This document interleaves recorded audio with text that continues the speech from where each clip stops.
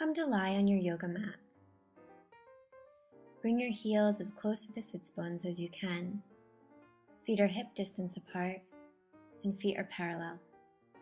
Bring the hands next to the ears, fingers pointed down towards the shoulders, elbows up towards the sky.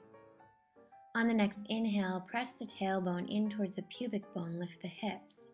You can pause on the crown of the head if you'd like, or come straight up if you've got the strength into wheel pose. When you're in wheel pose, begin to breathe deeply. You can look between the thumbs.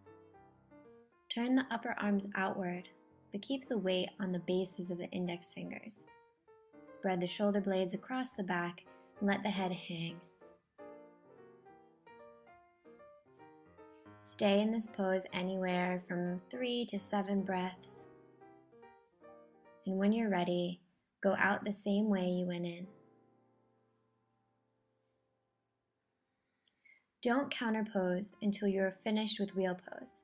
So if you're going to do wheel pose for 3 times, after the 3rd time, do the counter pose.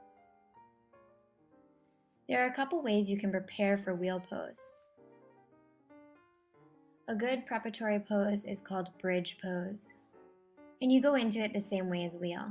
You bring your heels close to your sits bones and press the hips up towards the sky. From here, interlace the fingers underneath the body and roll onto the sides of the arms. So you may need to lift your shoulders by rocking side to side, but be careful about the neck. You don't want any pain or compression in the neck. If you feel comfortable in bridge and you want to build a little strength, you can take different variations. The first variation I'm showing is just lifting each leg, taking a full breath, and going on to the other side. Another variation is taking the ankle, placing it on top of the thigh, and then pushing the knee down towards the mat.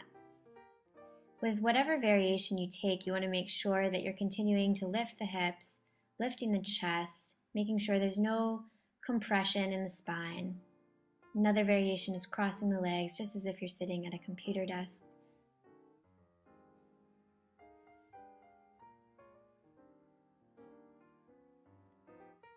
And when you're finished, go out the same way you went in. Bridge pose is really great for opening up the lower body in preparation for wheel pose. To prepare the upper body for wheel pose, it's good to do some chest openers. The one I'm going to show is high lunge. So to come into high lunge, take a big step back with your left foot. Make sure the right knee is directly above or slightly behind the right ankle. Bring the hands behind the head, interlace the fingers, and draw the elbows away from the face. Looking up, bringing the chest forward, breathing deeply. When you're ready, go on to the other side.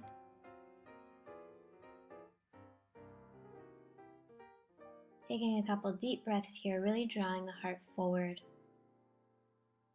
and finding one long line of energy from the heel all the way up through the crown of the head.